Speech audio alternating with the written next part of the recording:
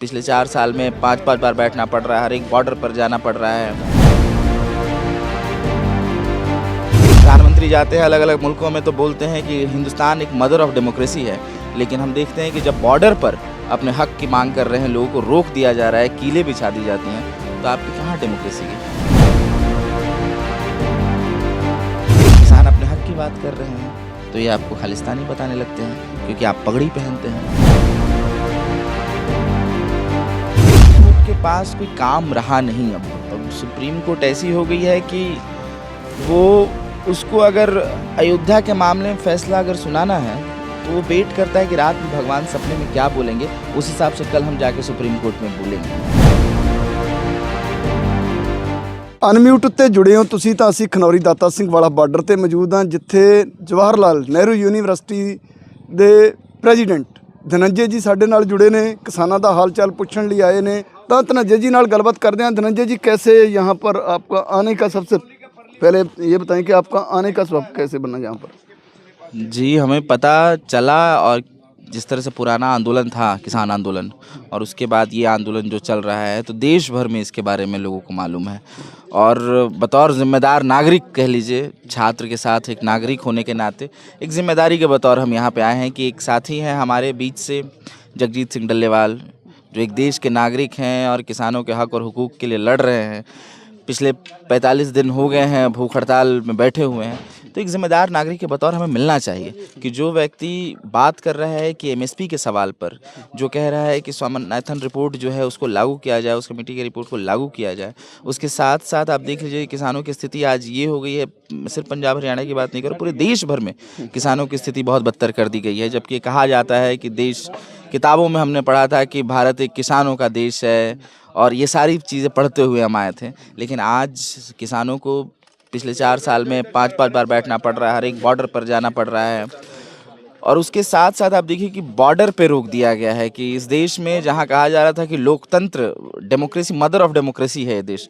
प्रधानमंत्री जाते हैं अलग अलग मुल्कों में तो बोलते हैं कि हिंदुस्तान एक मदर ऑफ डेमोक्रेसी है, लेकिन हम देखते हैं कि जब बॉर्डर पर अपने हक की मांग कर रहे हैं लोगों को रोक दिया जा रहा है, कीलें बिछा दी जाती हैं, तो आपकी कहाँ डेमोक्रेसी गई? क्या दिल्ली आकर लोग अपनी बात नहीं रख सकते हैं? तो ये सारे सवाल हमारे बीच में थे। और हम लोग पढ़ाई लिखाई करते हैं, सही बात है, यूनिवर्सिटी में पढ़ते हैं, तो हमारी एक जिम्मेदारी है कि हम जो जिस चीज़ को पढ़ रहे हैं और जो लोग लड़ रहे हैं उनके साथ बराबर का सामंजस्य बना रहे, लोग एक साथ कंधे से कंधा मिलाकर चल सकें। तो इसलिए हम यहाँ पर आए हैं, हमारे साथ जेएनयू के नेतृत्व में लोग आए हैं। यहाँ पे कई साथी हैं, विजयलक्ष्मी हैं, खुशबू हैं, शुभम हैं, हमज़ा हैं। हम 6 लोग कुल आए हैं। हमारे जॉइंट सेक्रेटरी यूनियन के साजिद भी आए हैं। तो हम 6 लोग आए हैं, और ये है कि ज़्यादा से ज़्यादा लोगों तक मैसेज जाए। और सही बात है कि जेएनयू का मैसेज इस तरह से है कि मीडिया भी बहुत बेहतर ढंग से कैच करता है। इसलिए करता है कि उसको लगता है कि कुछ गलत हो रहा होगा तो करता है।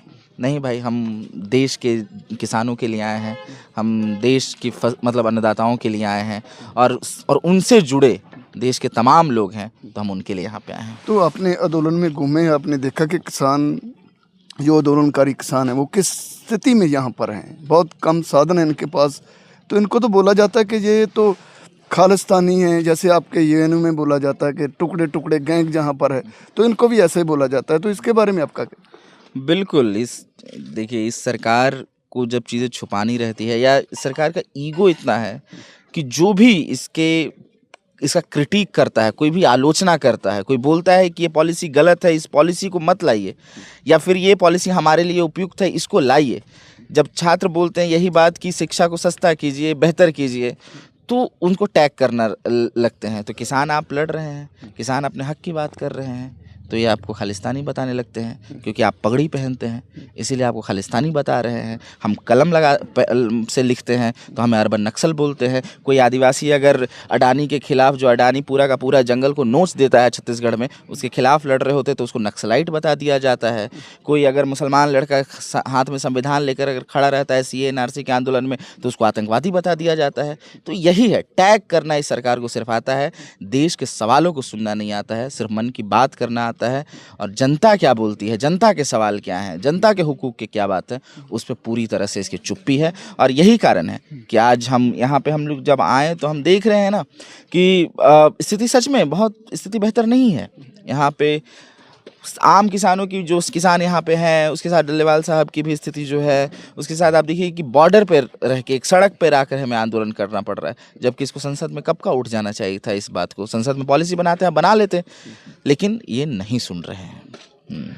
तो धनंजय जी, जैसे यहाँ पर जो यूनिवर्सिटीज़ हैं, कॉलेज हैं, वो पूरे डल्लेवाल के हक में नारा वहाँ पर बुलंद हुआ, क्या ये एनयू में भी ऐसा कुछ हुआ? वहाँ पर कैंडल मार्च वगैरह जहाँ इनके समर्थन में रैली वगैरह को निकालेगी वहाँ पर? बिल्कुल बिल्कुल, वहाँ पे प्रोटेस्ट भी हुआ, वहाँ पे भी लोगों में बातचीत हुई, वहाँ भी इस तरह के पब्लिक टॉक हुए। जो एक यूनिवर्सिटी के अंदर जिस तरह का प्रतिरोध के जो तरीके हैं वो इस्तेमाल किया गया, वो हुआ, और अलग अलग संगठनों ने भी किया, और आज यहाँ भी हम आए हैं।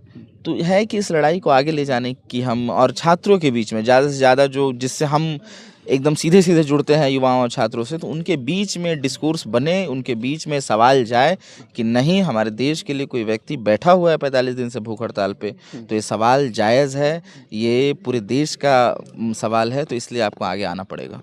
तो क्या अब भी इस आंदोलन के हक में वहाँ पर कोई अलग से, जैसे पहले आपका आंदोलन हुआ, कैंडल मार्च हुआ, जहाँ कोई रैली निकाली गई, तो अब जहाँ की स्थिति को जाकर देखकर वहाँ पर कोई ऐसा आंदोलन खड़ा करेंगे यूएन में इनके हक में?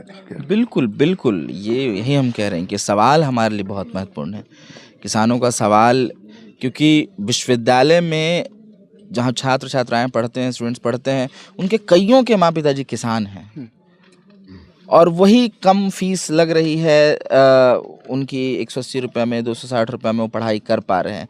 जब उनके माँ बाप पे हमला होगा, जब उन किसानों पर हमला होगा, तो बहुत जायज़ है कि उनके बाल बच्चों पर भी वो हमला आएगा, वो फिर पढ़ नहीं पाएंगे।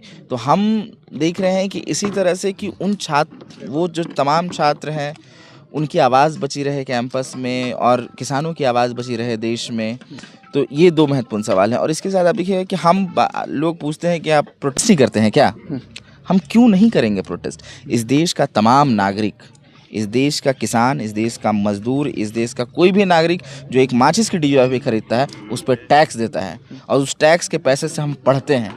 तो मेरी जिम्मेदारी है, जेएनयू कैंपस के तमाम छात्र छात्राओं की जिम्मेदारी है कि अगर देश के किसी भी नागरिक पर गलत तरीके से हमला हुआ, किसी भी वर्ग पर हमला हुआ, चाहे किसान हो चाहे मजदूर हो, तो जिम्मेदारी के बतौर आपको प्रोटेस्ट करना है, और वो हम करते हैं, वो हमारी जिम्मेदारी है। धनंजय जी, एक बात बताएं, जैसे किसानों के साथ बात तो केंद्र सरकार ने करनी है, केंद्रीय मंत्री ने करनी है, लेकिन सुप्रीम कोर्ट क्यों इनको आदेश कर रहा है? वो केंद्र को नहीं बोल रहा, वो स्टेट गवर्नमेंट को बोल रहा है। इसके बारे में बताएं, इसकी व्याख्या करें। सुप्रीम कोर्ट तो बहुत बाद में आना चाहिए था ना। सुप्रीम कोर्ट के पास कोई काम रहा नहीं। अब सुप्रीम कोर्ट ऐसी हो गई है कि वो उसको अगर अयोध्या के मामले में फैसला अगर सुनाना है, तो वो वेट करता है कि रात में भगवान सपने में क्या बोलेंगे, उस हिसाब से कल हम जाके सुप्रीम कोर्ट में बोलेंगे। यही रह गया है कोर्ट का काम। इतने सारे आसाराम जैसे लोगों को बेल दे देना, आसाराम जैसे लोगों को छोड़ देना, और जो साथी संविधान के लिए लड़ रहे हैं, जो साथी चाहते हैं कि देश में सौहार्द हो, मोहब्बत हो, देश में तमाम लोगों में, तमाम धर्मों में एकता हो, उसकी आवाज़ को रख रहे हैं, तो उनको सालों साल जेल में बंद करके रखें। तो सुप्रीम कोर्ट का बस अभी यही काम है, और इसी तरह से कर रही है। इतनी बड़ी धांधली परीक्षाओं में हो रही थी, लेकिन तब भी आप देखिए कि कोई परीक्षा, नीट की जो परीक्षा हुई, हमारे सबके बीच से कोई ना कोई डॉक्टरी का परीक्षा नीट का दिया होगा, किसी के बाल बच्चे दिए होंगे, लेकिन उस एग्ज़ाम को नहीं कैंसिल करवाई। ये रह गया है सुप्रीम कोर्ट का काम, कि जो उसके मन में आता है, जो उसके सपने में आता है, और जिस तरह से वो मुद्दा डाइवर्ट करना चाहती है, वो आ जाती है। कमेटियाँ बना दी गई है, पता नहीं कमेटी क्यों बनाई है। जो सवाल सरकार को सुनने थे, वो कमेटी को लेकर आ गए हैं। High commission committee, high committee, इस तरह के नाम से बस चल रही है। और सारे सुनिए, शिवराज चौहान बोलते हैं कि जैसा हमको सुप्रीम कोर्ट बोलेगा, हम उसके आदेश का इंतजार कर रहे हैं, तो हम वो ही करेंगे। क्या ये सुप्रीम कोर्ट तय करेगा कि किसानों को एमएसपी देनी है या नहीं देनी? सुप्रीम कोर्ट में सवाल ये है, कौन गया है सुप्रीम कोर्ट में? क्या किसान गए हैं सुप्रीम कोर्ट में? नहीं। क्या सरकार गई है सुप्रीम कोर्ट में? नहीं। इस देश में सरकार और जनता के बीच में सीधी सीधी बात हो सकती है ना। कोर्ट कब आता है? जब आप दोनों में तकरार हो जाती है तब एक आदमी जाता है कोर्ट में। अगर आप मेरी ज़मीन कब्जा कर लेंगे और मैं आपसे बोलूँगा कि आप मेरा ज़मीन कब्जा कर लिए हैं भाई, मेरा इतना हिस्सा है, आप मुझे दे देंगे, तो लड़ाई ख़त्म हो गई, हम दोनों में मामला हल हो गया। लेकिन नहीं हुई तब आप कोर्ट जाएंगे ना, या मैं कोर्ट जाऊँगा? कोर्ट तो हम नहीं गए, नहीं, वो तो सरकार सीधे सीधे काम कर सकती है। तो ये सारी चीज़ें हैं कि मुद्दे को डाइवर्ट करने के लिए, मुद्दे को बहलाने के लिए, और किसान धरना देते रहें, कान में उनके कोई जू नहीं रेंगना है। और इतनी हठी हो गई है, इतनी हठी हो गई है कि हर जगह देख लीजिए कि उसको सिर्फ दबाना है, उसको कोई भी जनहित का काम में अब सरकार की रुचि नहीं रह गई है। और ठीक है, आप बोलेंगे तो फिर उलट के आप तमाम मीडिया मिल के आपको बोलने लगे कि यहाँ पे जो लड़ रहे हैं कि खालिस्तानी वहाँ पे बैठ गए हैं। तो अपनी तो जब बात जाएगी ना कि धनंजय गया है वहाँ पर, टुकड़े टुकड़े गैंग वहाँ पर गया है और खालिस्तानियों के साथ हाथ मिला लिया, बड़ी न्यूज भी बना सकता है, ऐसा भी हो सकता है। बिल्कुल। एक मेरे किसान का बेटा अगर किसानों से मिलने जा रहा है तो उसको किस तरह का गठजोड़ देंगे मुझे नहीं मालूम। एक गरीब का बच्चा गरीबों से मिलने जा रहा है तो उसको किस तरह का गठजोड़ देंगे मुझे नहीं मालूम, और मुझे जानना भी नहीं है। इस देश का नागरिक हूँ, इस देश के संविधान में विश्वास रखता हूँ। इस देश में अपने संवैधानिक हक के लिए कोई लड़ाई लड़ेगा तो उसके साथ हम रहेंगे, पहले भी थे और आगे भी रहेंगे। बहुत बहुत धन्यवाद। ये थे धनंजय जी, ਜਵਾਹਰ ਲਾਲ ਨਹਿਰੂ ਯੂਨੀਵਰਸਿਟੀ ਤੋਂ ਸਾਡੇ ਕੋਲ ਪਹੁੰਚੇ ਨੇ, ਕਿਸਾਨਾਂ ਦਾ ਦੁੱਖ ਦਰਦ ਜਾਣਿਆ ਤੇ ਵੱਡੀ ਗੱਲਬਾਤ ਇਹਨਾਂ ਨੇ ਇੱਕ ਗੱਲ ਕਹੀ ਹੈ ਕਿ ਜਾ ਕੇ ਯੂਨੀਵਰਸਿਟੀ ਦੇ ਵਿੱਚ ਜਦੋਂ ਇਹ ਵਾਪਸ ਜਾਣਗੇ ਤਾਂ ਕਿਸਾਨਾਂ ਦਾ ਦਰਦ ਉੱਥੇ ਹੋਰ ਜਿਹੜੇ ਸਟੂਡੈਂਟ ਨੇ ਉਹਨਾਂ ਦੇ ਨਾਲ ਸਾਂਝਾ ਕਰਨਗੇ। ਤਾਂ ਤੁਸੀਂ ਦਾ ਅਨਮਿਊਟ ਦੇ ਨਾਲ ਲਗਾਤਾਰ ਜੁੜੇ ਰਹੋ। ਅਸੀਂ ਖਨੌਰੀ ਦਾਤਾ ਸਿੰਘ ਵਾਲਾ ਬਾਰਡਰ ਤੋਂ ਪਲ ਪਲ ਦੀ ਰਿਪੋਰਟ ਤੁਹਾਡੇ ਨਾਲ ਸਾਂਝੀ ਕਰਦੇ ਰਵਾਂਗੇ। ਬਹੁਤ ਬਹੁਤ ਧੰਨਵਾਦ।